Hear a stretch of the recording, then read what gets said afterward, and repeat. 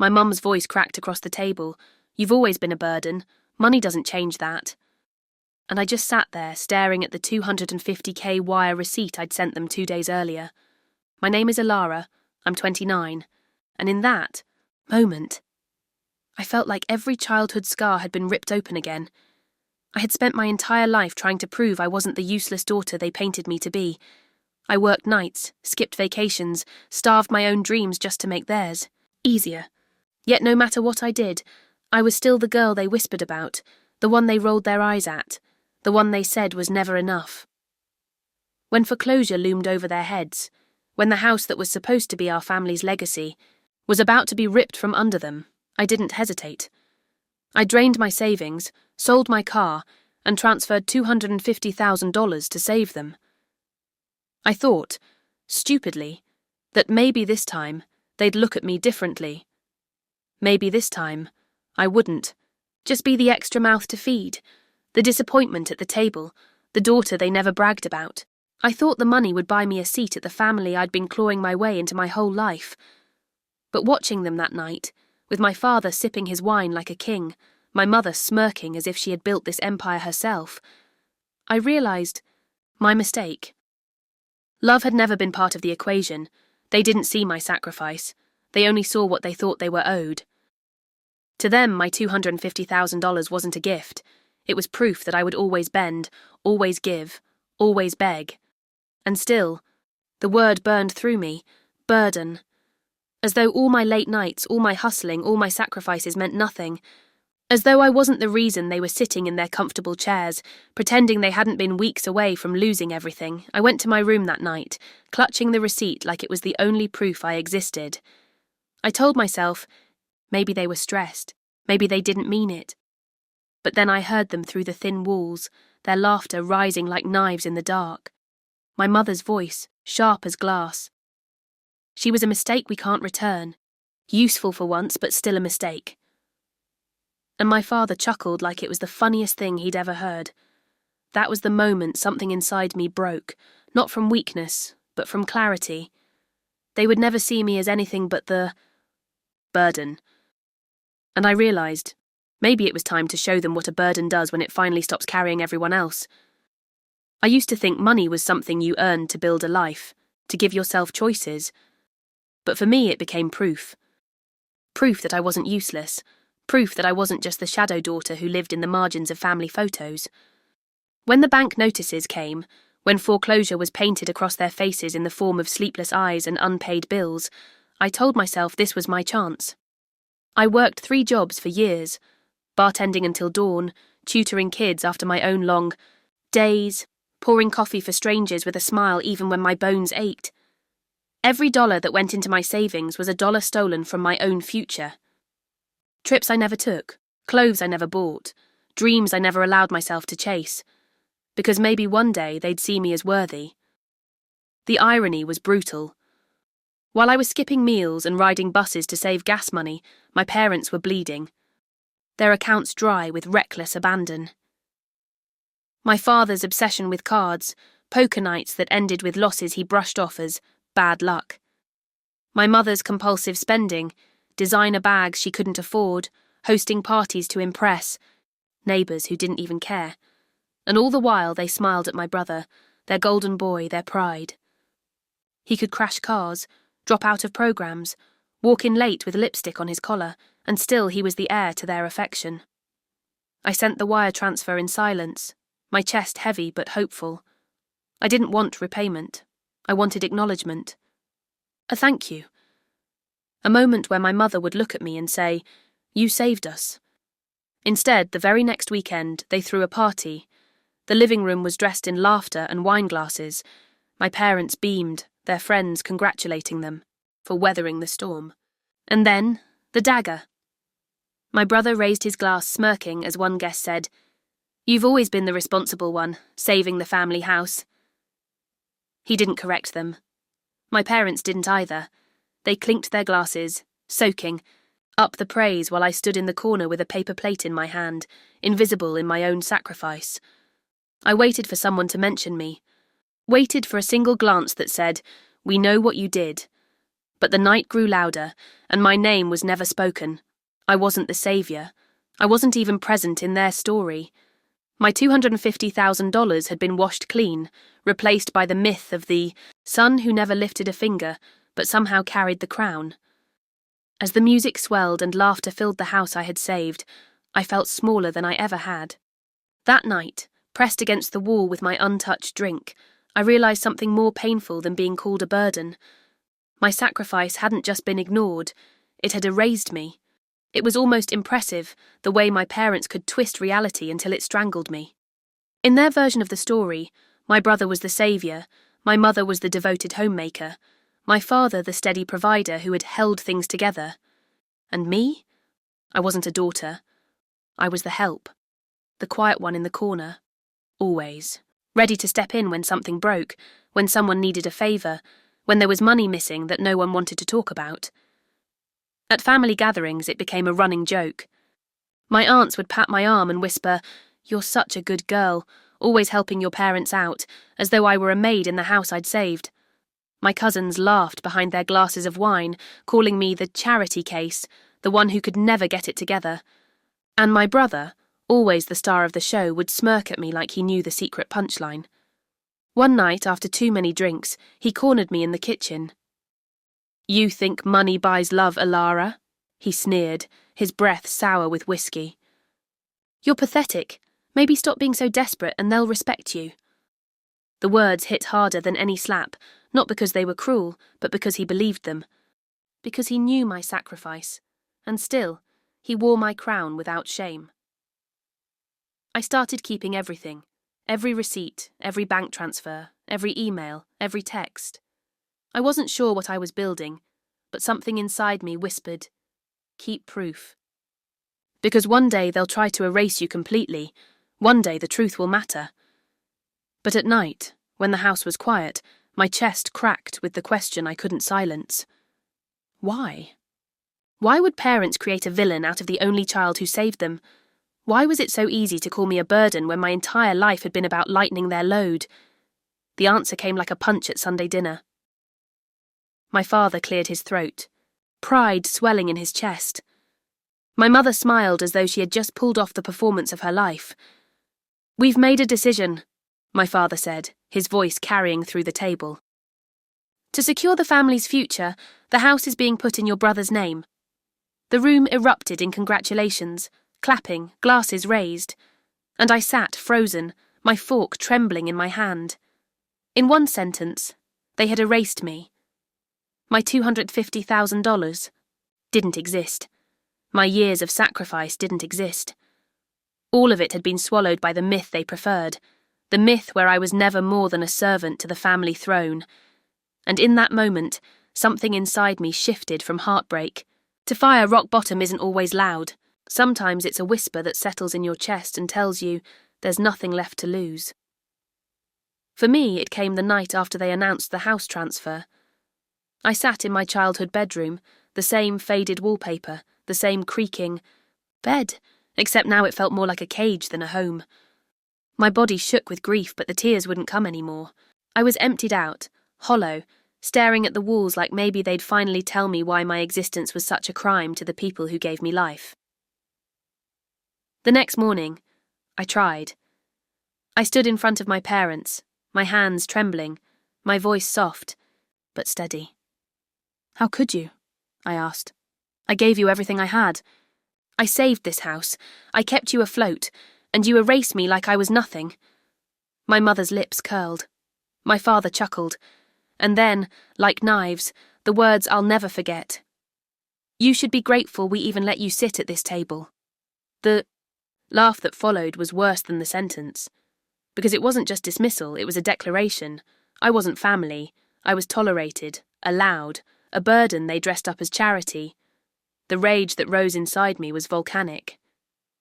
For a split second I wanted to scream, to flip the table, to make them see the storm they'd created. But something inside me told me not to waste it, not to give them the show they wanted. I swallowed it whole, let it simmer deep in my bones, where it would turn into something sharper, colder. That night I opened an old box in my closet. Inside was a photo from years ago. one of those staged family portraits where we all wore white. And there I was, on the edge, half cut off by the frame, my brother leaning in the centre, my parents glowing at his side. The image mocked me, the perfect symbol of my entire life. Without thinking twice, I lit a match. I watched the edges curl, the flames eat through their smiles, until the only thing left was ash and the faint sting of smoke in my lungs. It wasn't destruction. It was release. And as the fire died out, so did something in me. The desperation, the begging, the hope that one day they'd love me like they loved him. That girl was gone. What rose in her place wasn't fragile, wasn't needy. She was dangerous, steady, unshakable.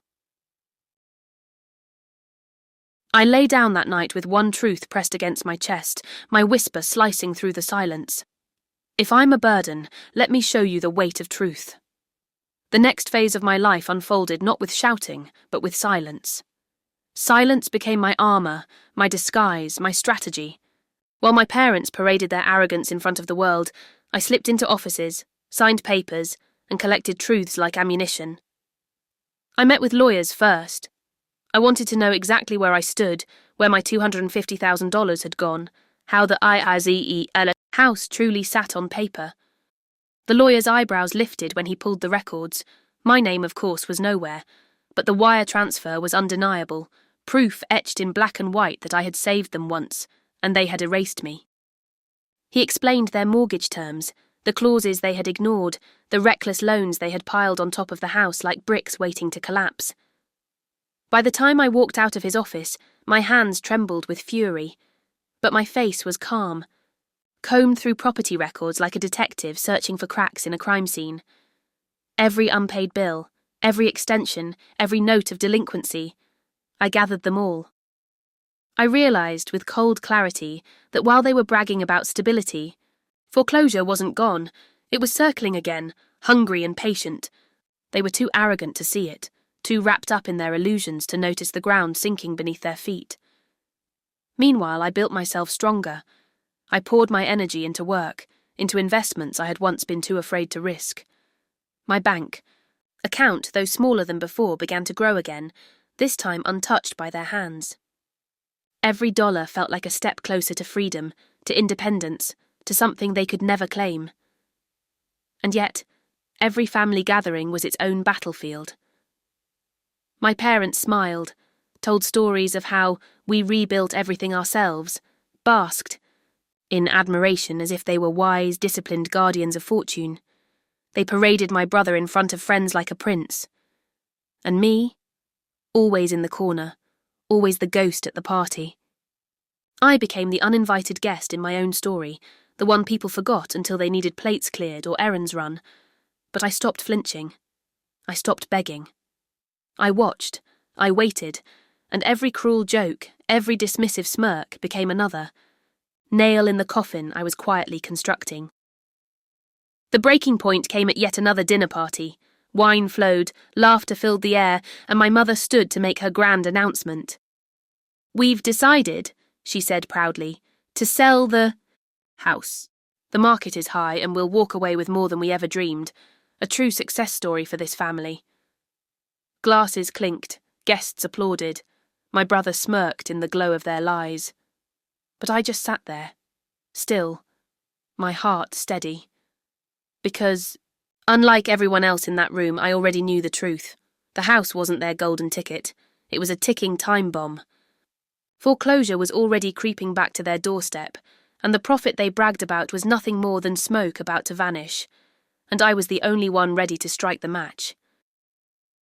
The night of the reckoning came dressed as any other family, gathering, warm lights, the clink of wine glasses, the low hum of laughter layered with pride. My parents, beaming like royalty, held court at the centre of it all. Their friends circled them like planets around a sun, orbiting their stories of discipline and wise choices. They spoke of security, of stability, of legacy, and every word was a dagger twisting deeper into me. I stayed quiet. I let them build their castle of lies brick by brick, let them shine the spotlight on my brother, their golden boy, while I remained in the shadows. But then, A guest raised their glass and said the words that shattered the air. Truly, you two are the wisest with money. Not many people could save a house the way you did. A slow, steady fire rose in my chest. My hands didn't shake.